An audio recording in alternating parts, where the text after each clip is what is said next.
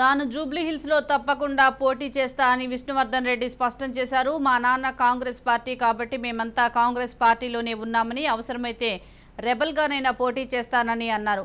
తాను ఏ పార్టీ వైపు చూడటం లేదని, తనను బద్నాం చేయవద్దని అన్నారు.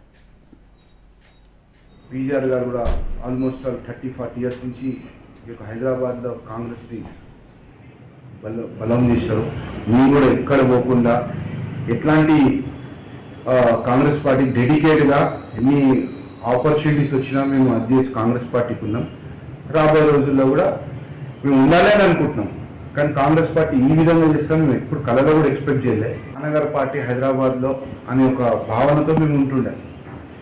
ఈరోజు కాంగ్రెస్ పార్టీ ఈ విధంగా చేస్తారని ఎప్పుడు ఊహించలేరు.